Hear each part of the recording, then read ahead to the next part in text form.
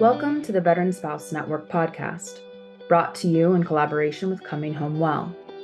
I'm your host, Hannah O'Brien, both a veteran spouse and the program manager for the Veteran Spouse Network. On each episode of our show, I will host different guests to learn more about the stories, unmet needs, and resources available to our military and veteran families. We're the show that's making space for your stories, so that here you know you're never alone. Welcome back to the Veteran Spouse Network podcast. This month, I am so excited to be joined by one of our incredible peer leaders, Gretchen Davis. Gretchen has been a leader with us since 2019 and has been leading our weekly coffee chat, amongst many other groups, since April 2020.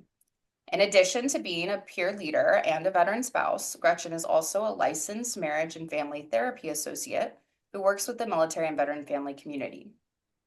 On this month's episode, we're talking about relationship health. We can all relate to this topic. Relationships are hard, and every relationship is unique because every single one of us is unique.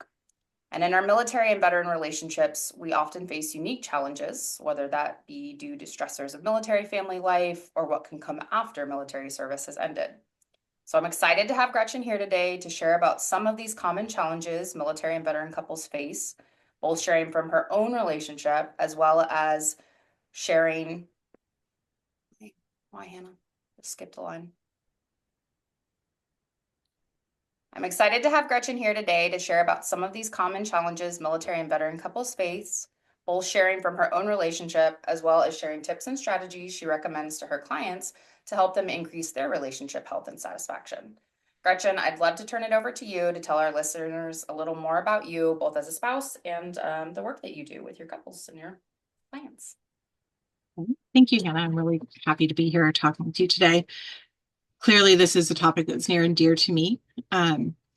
So for a little bit of background, I grew up in a military family. My dad served in the Air Force for 23 years, and all of my brothers, basically all the men in my family, serve in some capacity. So I met and married my husband before he joined the military. So we were married for 3 years prior. We've been married for 27 years at this point. He joined the Army when we had a preschooler and a newborn. And that was kind of my introduction to military life, having him go to the field and being home with the kids without much support. He served for 13 years, including 3 deployments to combat zones, multiple absences for training, and all sorts of fun stuff like that. And multiple PCS moves, including one to Europe, which I traveled with the kids, just me. So I feel like that gives me a good understanding of the active duty military perspective. And then he was medically discharged after 13 years of service due to injuries and obviously service-connected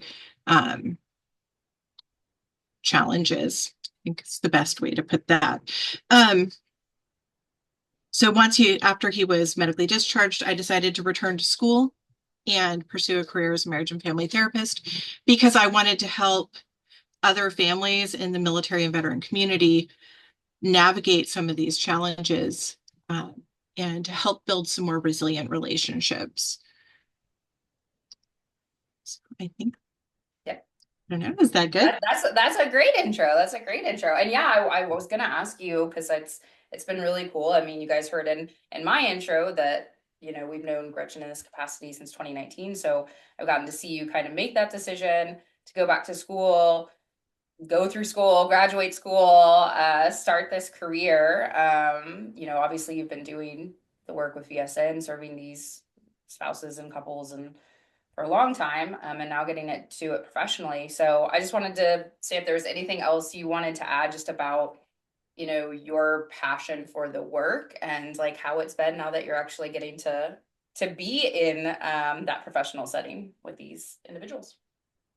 So I couldn't be happier with my choice. I think, and I tell people all the time, my measure of that is if I won the lottery tomorrow, I would keep doing the work that I'm doing today. Yes. And I find it so rewarding to work with my veteran couples. I haven't worked with many active duty at this point, but it it really helps me to connect with them on a level that I think a therapist without that military background um, may not be able to connect in that same way. I feel like that cultural competency really shows up in the room. I also work with law enforcement and first responders as well, and see a lot of overlap. And it actually makes me appreciate things like Veteran Spouse Network and even all of the nonprofit organizations that support the military and veteran communities, because I don't see the same type of support for those career fields. Yeah. Yeah. And as someone whose husband is now in the first responder Mhm. community, I honestly sometimes like forget that I am like a spouse of that, because you're right, there's not really any someone trying to target you as a Mhm. family member, and that so I think there's a There are lot. there's a lot of overlap and a lot of unique challenges that people face in both. And it's actually not uncommon to find veterans in those community serving fields. So Oh yeah, oh yeah, which I think is makes a nice segue after mhm. transition for a lot of veterans, at least mine. Yes. Um, well, awesome. So through VSN, through your work, through your life, interact with a lot of veteran spouses and couples. Yes. So we're talking about relationship health, which is huge topic. We could go a million different directions with this. Um, but I think maybe since this is the first time we've really talked specifically on this topic on the podcast, best thing to do is kind of ask you, what are some of those common challenges you hear kind of coming up again and again for spouses and couples? Yeah. So one of uh, I guess a few of the challenges that come up that veteran couples face are emotional dysregulation. Um, and that shows up actually frequently on both sides of the relationship because we react to each other, right? We don't exist in a vacuum. And compassion fatigue, spouses who are doing anything and everything they can to help their veteran, and maybe to their own detriment, where they're not using the time to take care of themselves or getting even their own medical care, and mental health care takes a backseat to the veteran. That one's pretty common. Rigid thinking, so very black and white. Um, Military, everything has a standard operating procedure, right? And that's just not true in family life. There's not really a standard operating procedure for anything unless you sit down and write one. Um, and I have yet to see that happen. So, so that very black and white thinking, there's only one right way to do something. Or if I don't like a behavior, that means I don't like you. Mm. Um, can get, it can be really frustrating because it's really hard to negotiate that when you're a person who doesn't typically stay in that black and white, right? That can function in the flexible space in between. Well, those are some good ones. And I mean, we serve the same community, but like, yes, also we hear that so much. I face that myself in my own relationship, most of those. Um, so I want to jump to, you talked about kind of burnout, compassion fatigue. Mhm. Um, so, and kind of, what I hear a lot, right, is that that line can get blurred when you're kind of taking on that caregiver role. Mhm. So what could couples look out for when they're kind of either falling into that blurred line, or where it's starting to get, where they're taking a backseat in the relationship?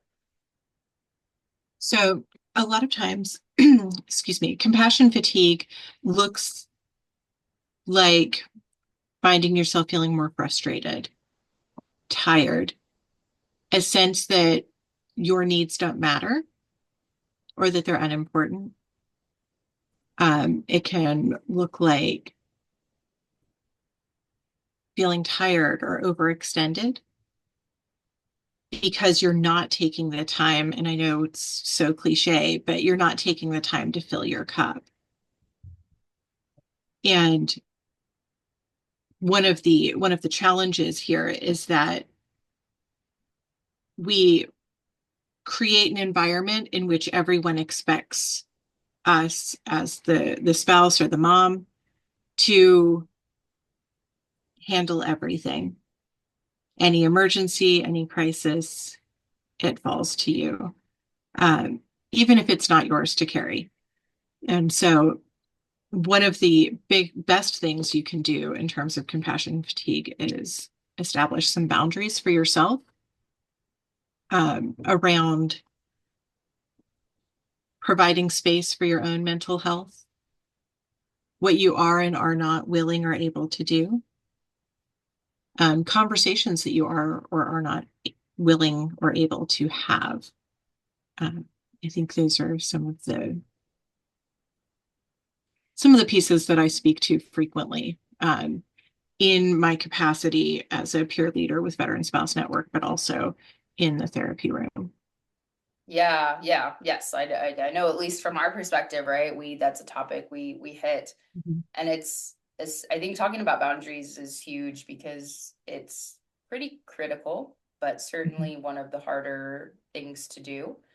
Um, so I don't know, what recommendations, tips, tricks do you have for whether that's like figuring out like the boundaries you need to set, or probably most importantly, how to hold those boundaries, especially if maybe you have folks in your life who that's new for them and they might not be respecting that. Yes.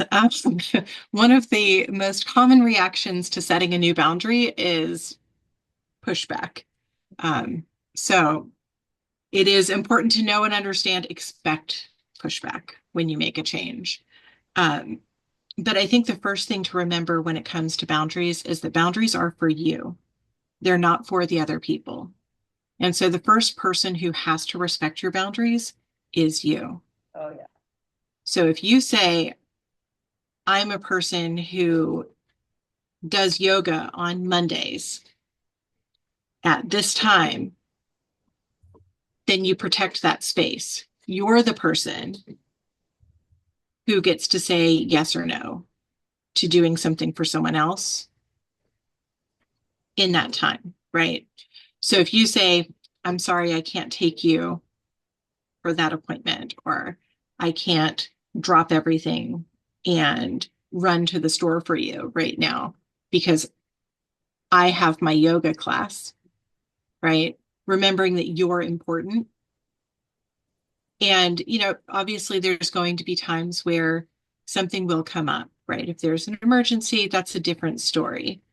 But if you find that there's emergencies every day or every week and you're missing out on your self-care, you have to kind of put your foot down, which is hard. And so I find that it's easiest if you come up when you set your boundary, anticipate the pushback, and come up with a simple phrase for yourself that's easy to remember to use whenever you need. So an example of one that I used, and it was a boundary that I had to set a long time ago. Fortunately, I haven't had to use it in probably about 8 years, which is amazing. Was I'm not going to engage with you when you're drinking because it wasn't productive. And I can't control, or I couldn't control my husband's drinking. I still can't control it. But, right, the only person I'm in control of is me. And so for me to set that boundary and say, I'm not going to engage with you if you're drinking, was me protecting my well-being without trying to control my husband. And, it's those short, simple phrases, right? No is a complete sentence. No explanation necessary. And you don't owe anyone an explanation, right? But coming up with that short, simple phrase for yourself in advance can be so powerful in terms of being able to hold your line because you've already rehearsed it, right? You've already anticipated that pushback. And a lot of times the pushback will look like maybe guilt, right? Some emotional manipulation. Oh, you don't love me. Or, comments like, I guess I guess I don't matter. No, they matter too, but so do you. No, yeah, I like that. I think sometimes when you're lucky, you create that phrase without realizing it, but that intentionality of that is really huge. Because yeah, it's something perhaps you can use with the person, but I like what you're saying that mostly it's that phrase for you, Yeah. to remind yourself, and that you don't have to. Boom! It's automatic. Yeah. Right. Yeah. No, It's really helpful. So setting boundaries can really help with, especially if you're feeling that compassion fatigue, or you may be stepping too much into the caregiver role. I've definitely seen, and I'm sure you have too, that like some spouses who really have become that caregiver, they actually find it quite difficult to like let some of that go. And I think especially when maybe you realized you've become the caregiver and you've lost your spouse role and trying to get that back, or your spouse is becoming more independent and hopefully getting, healthier, and there's space for you to kind of step back. But sometimes, we see that actually becomes really difficult for the spouse, and they might like try and hold on to some of those things even longer than they need to, or even longer than is better for them. So in those cases, kind of what have you seen, and what if any advice do you have for people who that's where they need to go, but they're having a hard time? Yeah. So I think first and foremost, it's important to remember that you shouldn't do something for someone else that they're capable of doing. And I think it's also important to remember that doing, right, being capable, doing things no matter how big or small, right, helps someone to feel important and necessary, right? So it helps them to not feel like a burden. And so remembering that letting go the reins a little bit on some of those things and giving over the control of, a really common one would be medications or setting appointments, right? If your veteran is capable of setting his own appointments, letting him do that gives him a sense of agency. And that's actually really good for his mental health. Because a lot of times I hear about the spouses that are, or the veterans that are feeling incapable or feeling like a burden, right? That there are so many things that they can't do, and that their spouse, their wife, or their girlfriend needs to pick up all of those things. And we as women tend to want to caregive, which is amazing, right? We're hardwired to nurture. Until it hurts. Until it hurts, yes. And sometimes to our own detriment, right? And so letting go of those little things, right? Part of it is giving yourself that reminder, hey, he needs to be able to do for himself, but also reframing it a little bit more for yourself to the perspective of, if I let this go, what else can I use that energy for? So does that give you time that you could pick up a new hobby, right? does give you more time that you could read a book. I don't know if you've ever sat on the phone with the VA, but like you could get a lot of reading done. Um, you know, it's remembering that your veteran is a capable human being, right? They may need some accommodation, right? An example that I use frequently in terms of accommodation is my husband, right? He has a back injury that makes it painful for him to bend. So initially, I got really mad because he would leave dishes in the sink. And I didn't know that it was because it hurt him to bend to put things into the bottom rack of the dishwasher, right? Once he told me, cool, right? I can work with that now I understand it hurts you to do that, so I'm not going to ask you to do that. But rinse your plate and leave it in the sink, right? But rinse your cup and put it in the dishwasher. The other accommodation that we use is with the dryer, right? Doing laundry. He can't, sometimes it's too painful for him to get clothes out of the dryer. I'll get the clothes out of the dryer and carry the basket to somewhere in the house, right? So we can either fold the laundry together or he can fold laundry himself, right? And so those are reasonable accommodations. So instead of saying, oh, he can't do dishes or he can't do laundry, saying he can do those things with this minor adjustment. And that relieves pressure on me and gives him that sense of agency. And I imagine even if he couldn't, right, then it's okay, well, what am I doing that you could possibly take on? Because you have, Exactly. yeah, just Exactly. that give and take. Mm-hmm.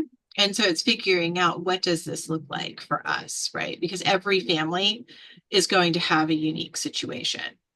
And that's why I use the very specific example of my husband, because that's one that I'm very familiar with, right?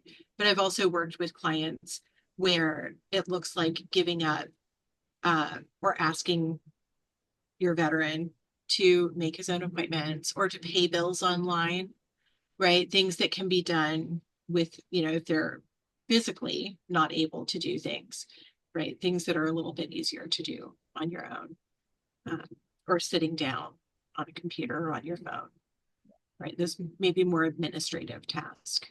And if you think about how many tasks, whatever, how much there is in a relationship, those things can be found out, like what and negotiated in terms of who can kind of take on what based on, and any given day we have our own limitations.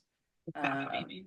And Exactly. And it's honoring those too, right? We set a rule in my house a very long time ago that when you're having a bad day or when you don't feel well, we ask that you share that with the other people in the house so that they can take care of you and or make accommodation.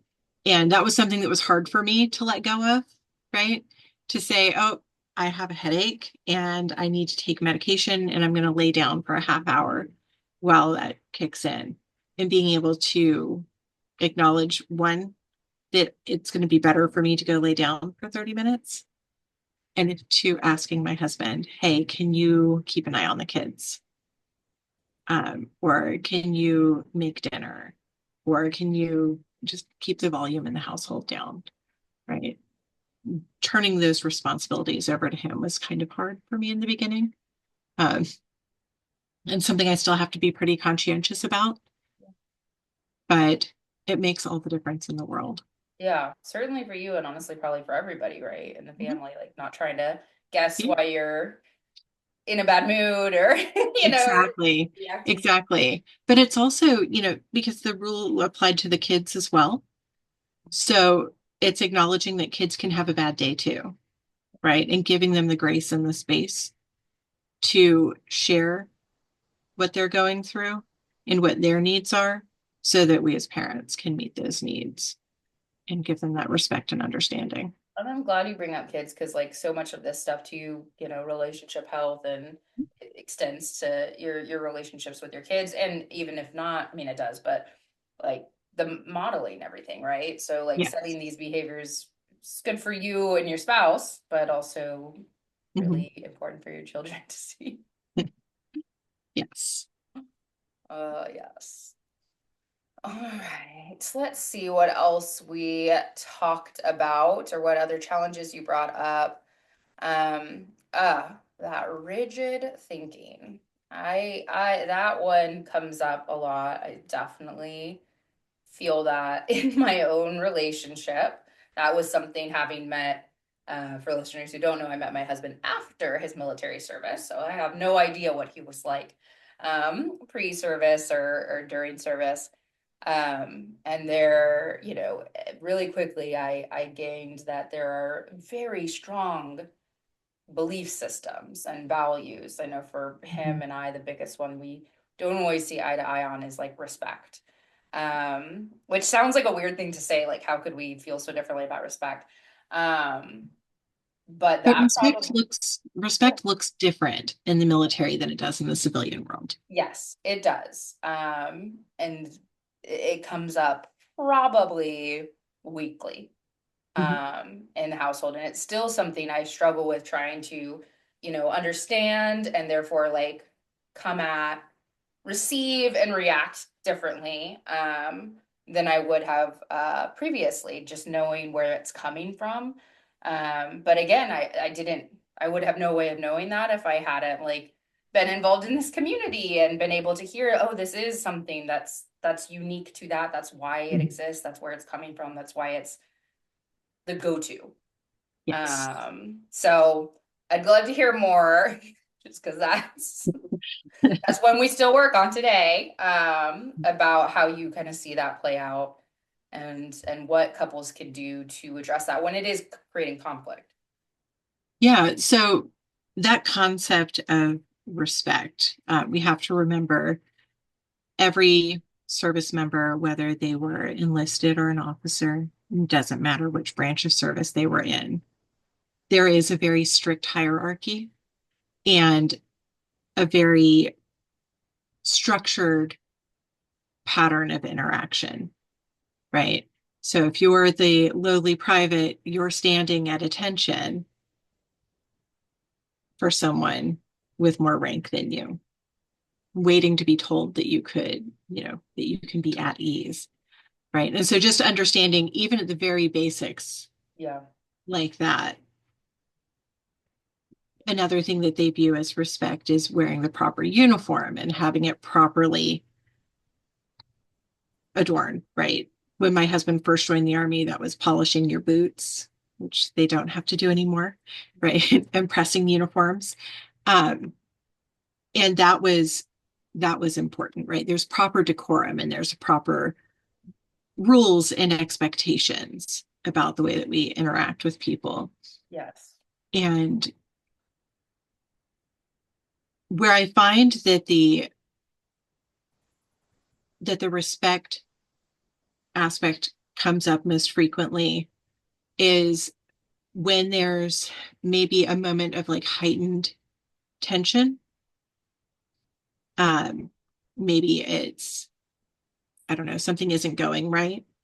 And you see them snap into that, like, as I explained to a couple people, right? They put on that NCO hat where anything that you say that isn't affirmative to what they're doing, if you're questioning them, if you're anything except you're right, or, in cases with some children, right? Yes, sir, or yes, ma'am, right? Is viewed as disrespect. Where in a typical interaction, right, with a friend or someone who's not affiliated with the military, it's perfectly acceptable to say, for me to say, oh, you know what, Hannah, I don't quite agree with that. Or can you help me understand more? Or maybe if we tried it this way, it might work better. Yeah. Um, you're not, in that world, you don't question. No, normal, normal back and forth. And so remembering, one, that this is something that's ingrained in them at basic training. Yeah.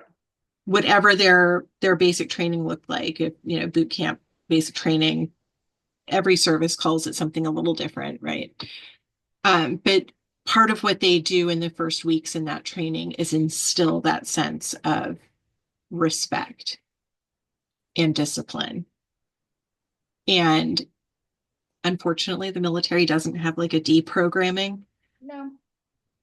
system for, when they leave service. So granting them a little bit of grace and space for that. Talking about it in that moment is not usually effective. Typically that turns into a conflict that's just not necessary. So what I recommend and what I do myself is I wait until kind of the dust has settled. Both of us are emotionally regulated, and sometimes that takes longer than others. Yeah. And then I address it using what John Gottman refers to as the soften startup. Right. I feel when I need. I feel, I don't know, I feel maybe unheard when you are, and you don't want to when you, which is a hard one, right? Yeah. So I feel unheard when my opinions aren't even considered. I need you to listen to me sometimes. And so, I mean, it's basic assertive communication, right? I feel when I need, but starting up with I feel is disarming. Mhm. Whereas you never listen to me is going to make them defensive and kick off a whole new conflict. Yeah. And, so words like always and never are typically not the best in conversation, because if I say you never do this, my husband will come up with the exception for when he does. Yeah. Right. And it's like, okay, but that was like 5 years ago. Yeah, And one I'm time. talking about right now. So coming into just from a place of sharing your feelings, and that requires a little bit of vulnerability, which can be hard for people. Right. And sometimes it's okay to say, I don't know what I need. But I feel overwhelmed when there's loud yelling and I need quiet, or I need peaceful communication. Um, you know, that's from what I've found the best way to address those situations, right? Not bringing it up in the moment, because typically emotions are already a little bit heightened. yeah. When you see that NCO hat go on, at least in my house, I can see a change in posture, Tone of right? voice. Yeah. Yep, voice and everything, where oh, I'm dealing with Sergeant Davis right now, and Sergeant Davis doesn't listen to anyone. No. No, I definitely said that. Yeah, that guy doesn't necessarily have a wife, or Mhm. definitely is in a position to communicate. I think that has been the biggest lesson over the last several years through trial and error. I've learned is, Yes. yeah, I'm not, because I'm a very, my own personal thing is like I hate feeling misunderstood Yes. in a conversation, because I'm just like, no, no, no, you're not, no, no, no, no, like you're not hearing me, you're not getting it, that's not where I'm coming from. Yes. And so it's so easy early in our relationship, well, early years into our relationship, I was just doing that, it was feeding the flames, Yeah. which were feeding my flames, and so on and so on, and just realized, oh no, he can't hear me, he can't hear, he doesn't hear me, that's the issue, and he's not in a position to right now. Yeah. He's not in that mental space in those moments. Yeah. But yeah, so striking, once the dust is settled, Darren's cool. But that skill is helpful, because I tend to even, I'll be lighthearted or joke about it, and sometimes I realize I'll give an example that I think is very neutral, of like, that I think is safe, right? That he could understand, like, yes, that was an overreaction. That person was not disrespecting you. Yeah. And I have even learned through that sometimes I'm picking the wrong example. And then we start to go back into it because he's like, no, I need you to understand that is disrespectful. And here's why. And I'm like, oh Mhm. no, I thought this was the Yeah. low-hanging fruit to talk through. So that skill that you just talked about is one I've heard before, but you really do have to get in the habit of using it. Yes, it makes a really big difference. And I'll say that I didn't do that until I went to school and started learning more about relationship health. And it's not that we didn't have a good relationship before, but we have a better relationship now. My husband is my unwilling guinea pig whenever I come across something that I want to try or something that is successful according to research. I want to see what it looks like in practice. Yeah, real life. Right. So I didn't go to my husband and say, hey, I'm going to start responding to you in this way. I just started trying it. Yeah. Right. So instead of when I could feel things getting heightened or I could feel that like rigid thinking coming into play, I would take a step back, regulate myself, and work through that moment and then come back later and say, I felt this when, and this is what I need from you. And what I found is that when I started doing that, he was hearing me more. And it started to change the way that we interacted across the board. And so we've been married for 27 years at this point. And I just started doing this like 3 years ago. And I can say that it's made a marked change in our interactions. Well, I love to hear that. And I mean, that's the best way to do that. And especially if any of you listening are in similar roles to me and Gretchen, that's things you have to watch out for too, is not getting to be a clinical with your partner. Yes. But exactly like you said unwilling guinea pig, and people might hear that and be like, what do you mean? But what you just laid out is like, nope, that's just me learning something just like any of you learned this listening, and I'm going to Mhm. practice this. I'm going to see what does this get in Yeah. response. Well, it's important to remember that the only person that you can control in the relationship is yourself. Hmm. And so when I do those things, I view it more as like an experiment for me. If Yeah. I change this, if I change my behavior in this way, what will happen? And, you know, I've seen it make such a marked difference with the softened startup, but also with other areas of our relationship as well. And that's, in theory is such an easy skill. So like just being able to be intentional about it, Mhm. Mhm. trying it out, being consistent and seeing how you feel, seeing how the reaction that you get. Yeah, intention is everything. Um, and I find that when you decide to be intentional about something specific and you focus on it until it becomes like a pattern of behavior for you, if it's something that works out and is successful in your relationship, it really makes a big difference in the long run. Mhm. And that's really, I mean, that's true of anything in any relationship, right? Like having to have that intentionality awareness to Yeah. feed each other.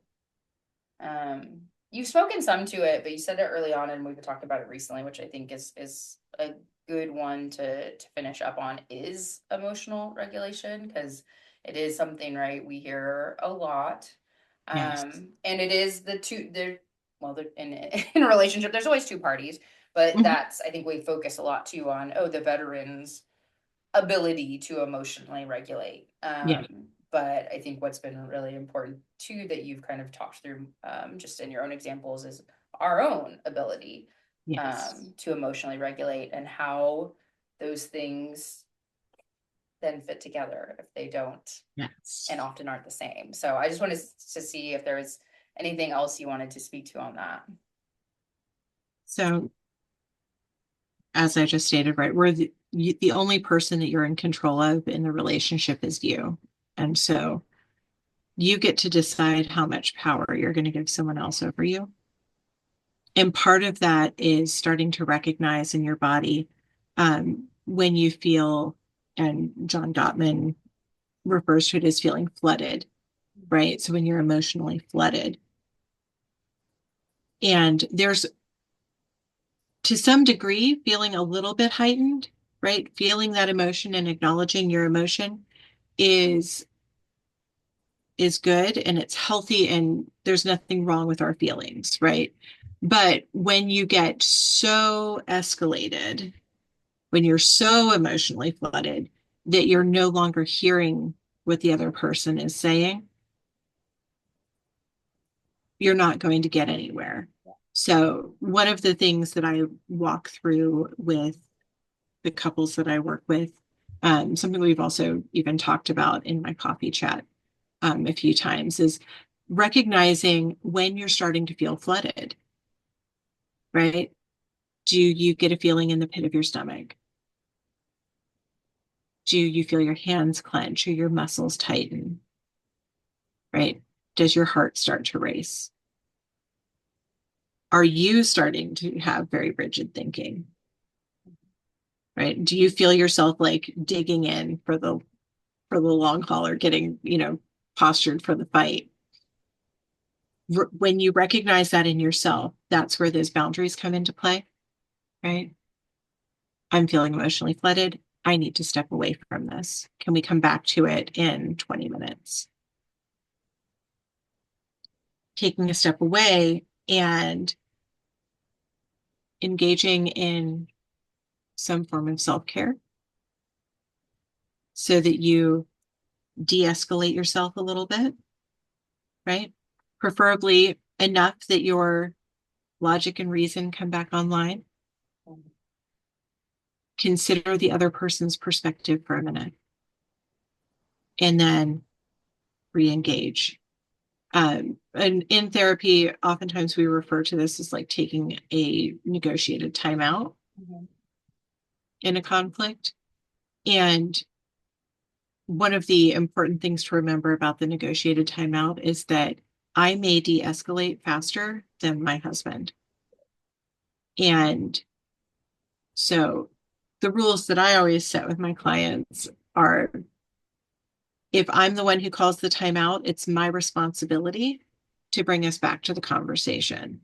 So if I need 20 minutes and I take 20 minutes and I come back to my husband and try to re-engage the conversation, if he is not de-escalated yet, he says, I'm not ready. I'm still flooded. And then the ball is in his court to set a time frame to come back together and have that conversation. And emotional dysregulation is really common. Yeah. Honestly, it's really common in most adults. Yeah. But I've found, because according to Gottman's research, right, on average, it takes people 20 minutes to calm down or to de-escalate themselves. But I've found frequently within the veteran community, sometimes it takes a lot longer than that. Yeah. I know in my house, we had times where we had to wait a day or two because something was so emotionally charged that it just took that much longer to de-escalate. And it's also okay to re-engage and step back again and say, whoa, nope, I'm escalating again, because you're not going to get anywhere if you're feeling emotional. Going to make it, you're more likely to become more flooded. And I guess I'm only speaking for personal experience, but like the longer you wait to have that negotiated break, the longer it's going to take to regulate again, because it got more and more and more intense. Yeah, because you kick yourselves up more and more. And sometimes another common pattern, because what we've kind of talked about so far, is people who, like couples that both escalate, right? Because you become flooded and the other person becomes flooded. And those are where yelling can happen, right, where everybody's rising to the occasion. But another common pattern of interaction is for one person to pursue the disagreement and the other person to withdraw or shut down. Mhm. And that just makes the person who wants to engage or resolve this problem in this minute become even more escalated. And the person who's shutting down needs space to process and emotionally regulate themselves so that they're ready and able to have that conversation too. So in both cases, there's emotional flooding. It's just a different reaction, right? Some people fight and some people fly, right? Some people freeze or they feel the need to leave a situation.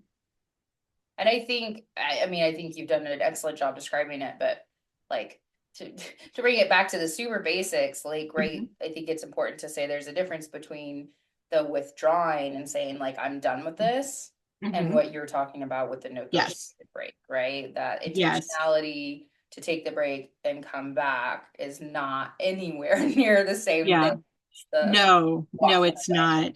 And actually, so John Gottman refers to that like shutting down and never engaging the conversation again as stonewalling, right? And that's one of the four horsemen.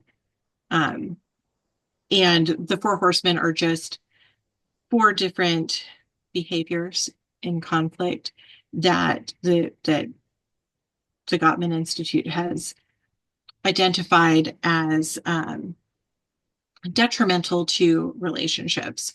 Now, fortunately, they also identified antidotes to those, to the four horsemen. And for stonewalling, it's the antidote is actually physiological self or psychological self-soothing, right? So that's taking that step back, it's breathing, it's engaging in meditation or something, any activity to calm yourself down. But the important piece of that comes after that is the intentional re-engaging in the conversation. And in some cases, repair, right?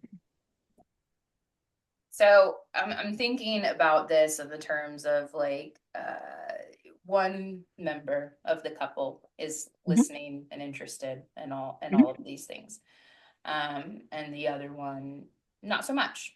Whether that's for whatever reason, right? Not interested, not in a place to be able to have that level of self-awareness, what have you.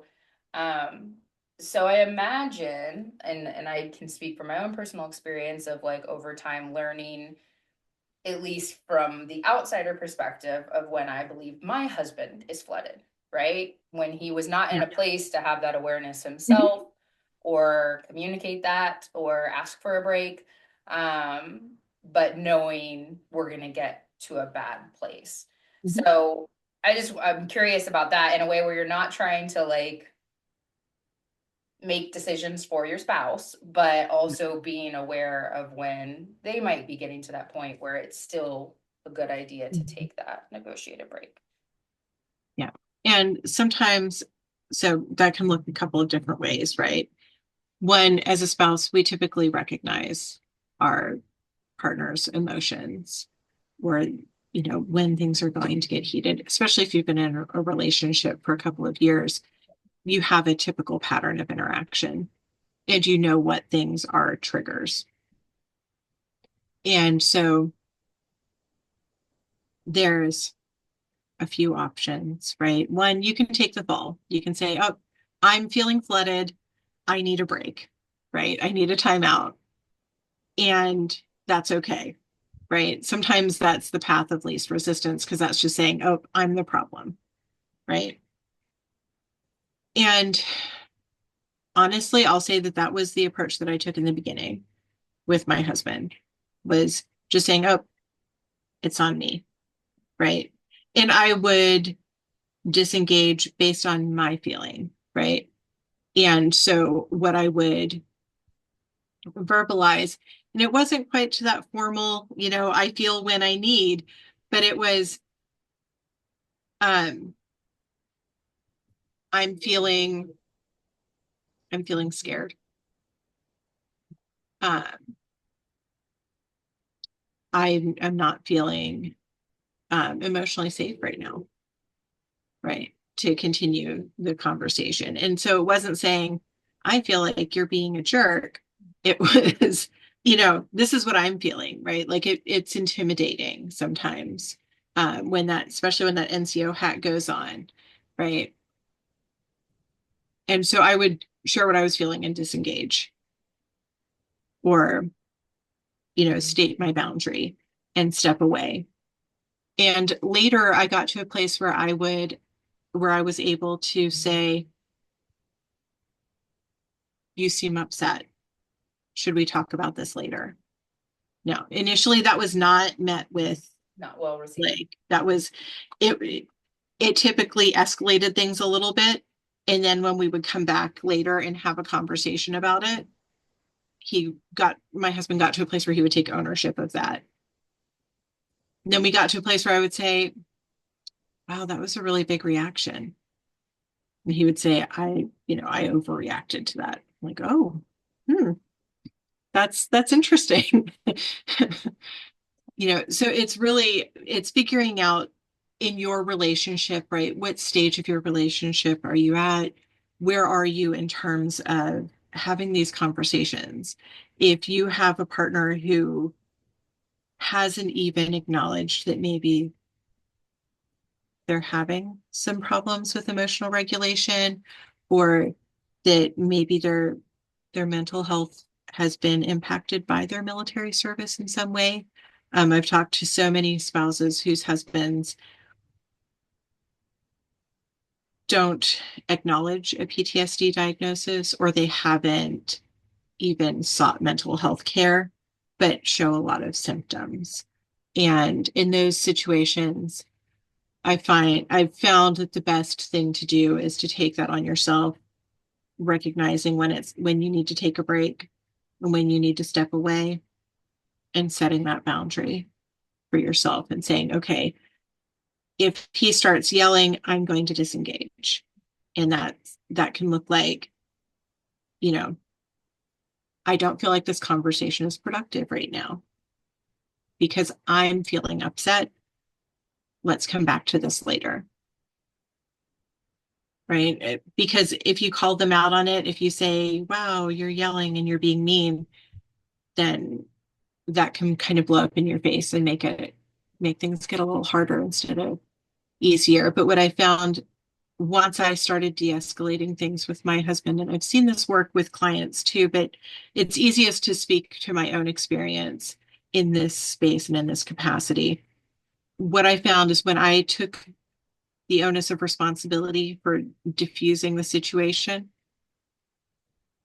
and then re-engaging the conversation when things were a little calmer, is that through my modeling the behavior and following up with those conversations, that my husband became more and more self-aware. Mm-hmm. And that self-awareness was hard won in the beginning, but it led to him seeking mental health care for himself. It led to him taking responsibility and being more self-aware in those disagreements or in those heated moments, to a place where we don't, I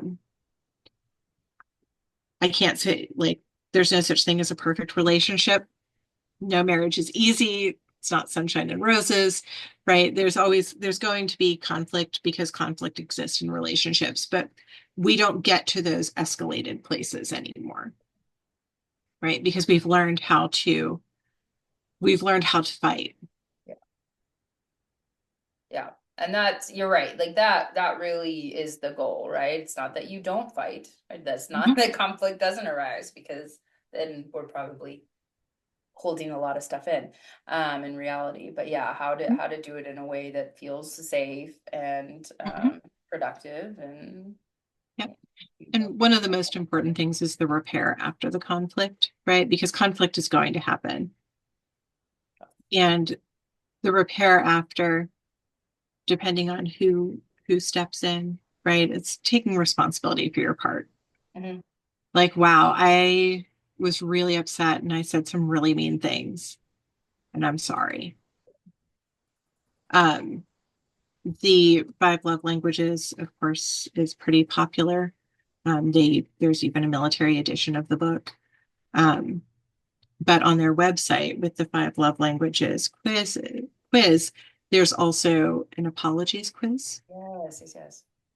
And I will admit to being skeptical about it when I first saw the apologies quiz. Um, because I was like, how many different ways are there to say I'm sorry, right? Um, but I took the quiz and I had my husband take the quiz. And I was like, how do they know exactly what I need to hear as an apology? Mhm. So that's a tool that I strongly recommend. And I suggest to couples in the therapy room too, is learning how to apologize to your partner. And you're not apologizing for the whole situation, right? You're not apologizing for someone else's feelings. You're apologizing for your behavior, right? Because that's the thing that you're in control of. So, one of the most basic things with an apology is there's never a but. Mhm. I'm sorry I yelled at you. Not, I'm sorry I yelled at you, but you did this wrong, Because, yeah, right? distinguishing It, it's, I'm sorry I yelled because that's what you did. it. That was your part of the escalation. And to me, I find that that makes a really big difference. It Um, makes a huge difference. I have learned that in my own relationship because a lot of times when there was the but, like even if it had existed in my mind, like I yelled because you yelled, or like I snapped because you were being mean or something like that, or you yeah. being unfair, then I would get very stubborn and be like, well, I'm not gonna apologize for what I did in reaction. Mhm. But I have noticed as soon as I was like, well, I didn't need to snap, or I didn't need to Mhm. say something mean in return. And being able to apologize for that and letting that be it, Mhm. 90% of the time, the apology that you wanted is returned, Yes. in my Yes. experience. And then it's modeled, and then it becomes it just becomes that Exactly. norm. Like sometimes there's things that in the moment I was like super like, yeah, did not like your tone of voice, or like, Mhm. sometimes again that military or whatever, he can be very like Uh-huh. patronizing in the tone of voice. And so sometimes I will be like, you don't need to talk to me like I'm a baby, like, and I'll get like mad, like I'm a grown adult woman who is smart, capable, sort of thing. um, and then he might snap back, and I've realized if I can just apologize for my reaction, then he's like, well, like you were right, and I shouldn't have spoken to you like that in the first place. And I'm like, there we go, we're all good. Like we both can move forward. It makes all the difference in the world. It really does. And I think the couple of things that have really stood out to me, especially thinking about, some of our participants and some of your clients who are in that situation where right now it probably feels like I have the partner who is not super self-aware, or is not super um or is reluctant to have these types of conversations, seek care, not even aware of maybe what they're dealing with, and what's really affecting the relationship is what stands out to me mostly that you said is remember, you can only control yourself in that relationship. um I mean that that one is huge. But also, like, as you've been talking through some of these skills and talking about kind of where you've been more recently in a relationship versus, what you may have tried decades ago, is also, I think, remembering that like every relationship is different. And so just because maybe something doesn't work the first time doesn't mean it Mhm. won't ever work. Yeah. Oh, I had to be very persistent Yeah. with drawing when I started drawing attention to, or when I set the rule of letting the family know if you're having a bad day, right? And to get my husband to ease him into doing that, I would sometimes ask him, I'd say, like, you seem a little prickly. Are you having a bad day? Right. And so in the beginning, I would get, I'm not having a bad day. And I'm like, oh, could have fooled me. Right. Only affirmed that you are, but okay. And then it got to a place where, because I would ask that and because I would model that behavior, because I would say, oh, I have a headache or I had a really stressful day at work. Can you hold down the fort while I take 20 minutes for myself? Right. My husband gradually started doing that himself. He gradually started to become more self-aware, where he would say, like, after he would maybe overreact to something, or he would say, I'm having a bad day. And I'm like, nobody's surprised. Yeah. Thank you. Thank you for, We're so for acknowledging that. Right. And then it got to a place where he would start to overreact to something. And then he would say, I'm having a bad day, and like disrupt it himself. And then we got to a place where he would say, I'm having a bad day before anything escalated, whatever happened. And so it took persistence on my part with that. But that was a boundary, that was a rule that I really wanted to set, and an expectation that I really wanted to set, because I was tired of walking on eggshells. Right. And I mean, to this day, and we started doing that in 2014. So 10 years ago, my husband will tell me I'm having a bad day and advanced skill, and this is what I need, right? So, and I need space, or, you know, can you get me a drink, or can you rub my back or rub my head, or whatever it is that he needs. But he's able now to not only acknowledge that he's having a bad day and have that self-awareness, but to ask for what he needs in addition. And that in and of itself made a really big difference for us. Huge. And there are a million, variations of that where you can use that same tool. Mhm. And like we had a very similar one where my question was, hey, are you feeling okay? Mhm. And I no, you're not, because I'm asking that question because I Mhm. can tell that you're not feeling okay. A lot of times you'd be like, yeah, I'm fine, right? And then later, as we, got further along, we tried to develop code words. Yeah.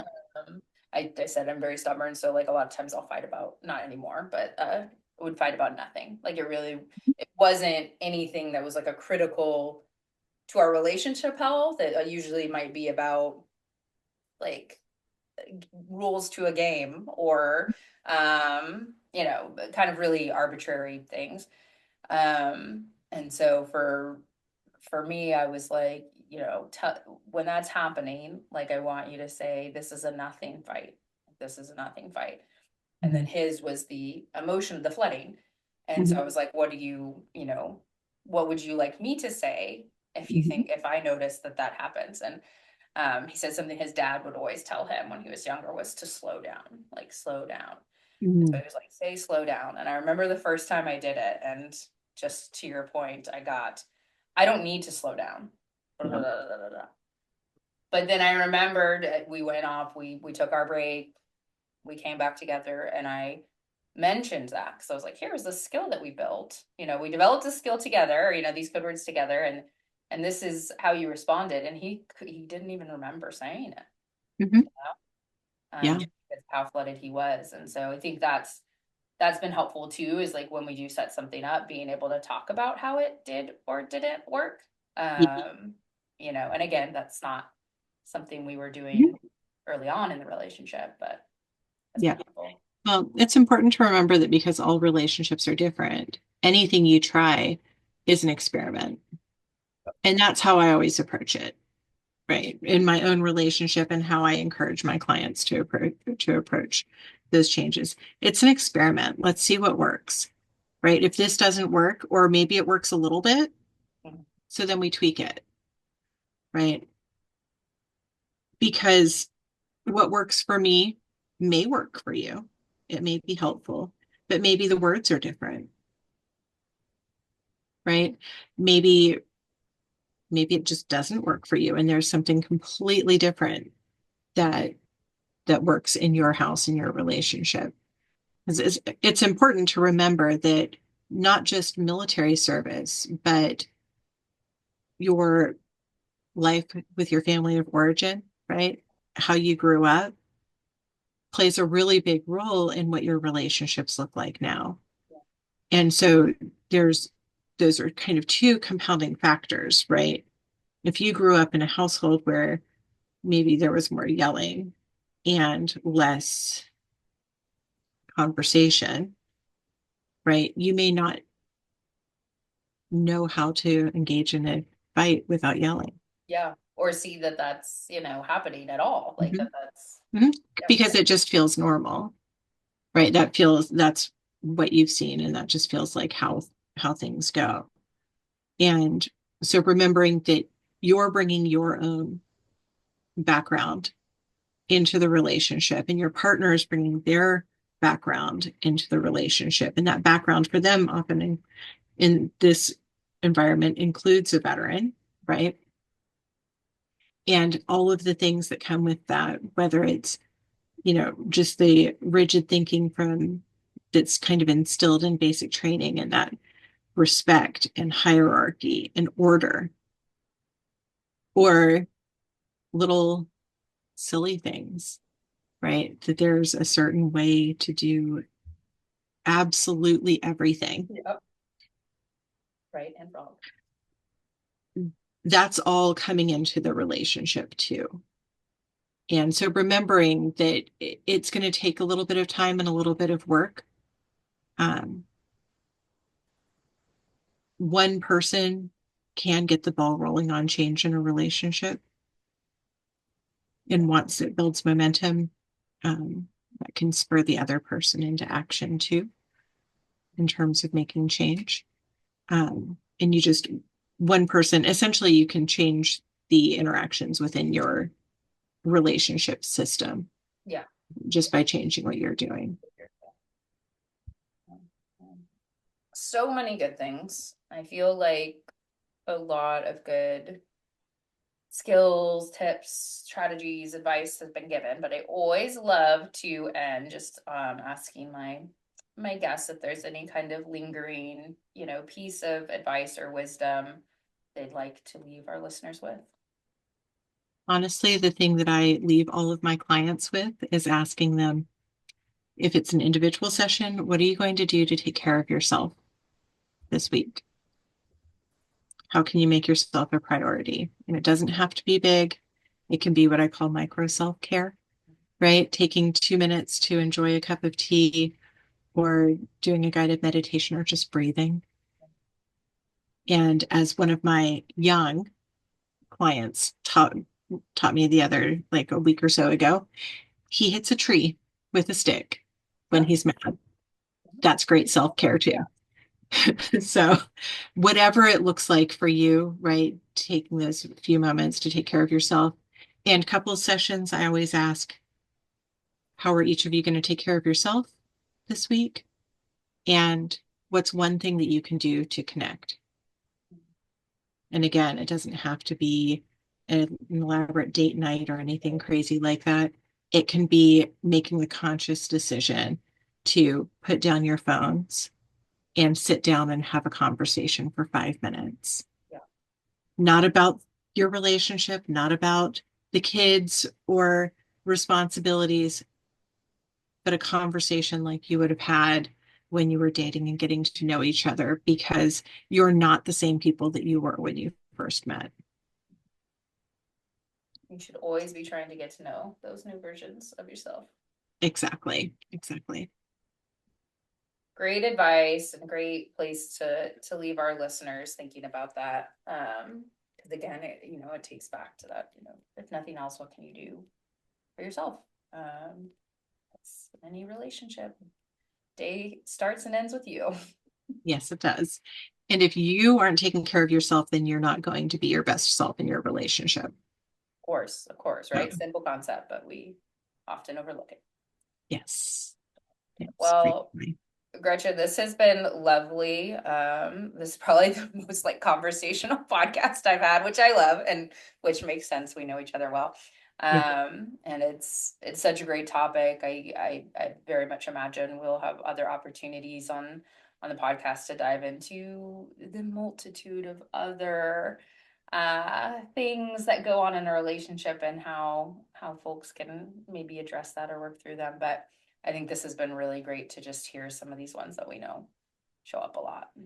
Some skills. Yeah. Well, in the future, I'm always willing and excited to come in and talk about relationships and relationship health and all of the myriad of topics, right? Yeah, it all, I mean, relationships are woven into everything we talk about at VSN, just because, that's often what we share, is we are in a relationship with a service member or veteran, more often than not. So, and if anyone was like, oh my gosh, Gretchen, I just gotta get more of you.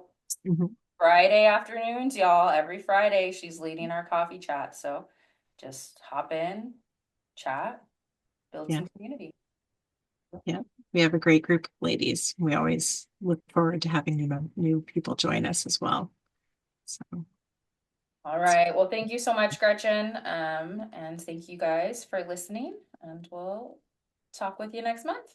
Well, thank you. Bye. Thanks again for joining us on the Veteran Spouse Network podcast, brought to you in collaboration with Coming Home Well. We thank you for listening today and hope today's session left you feeling a little more connected or gave you some insight into the experiences of our military and veteran families. Don't forget to check us out at veteranspousenetwork.org to learn more about how our military and veteran families can receive the support they deserve.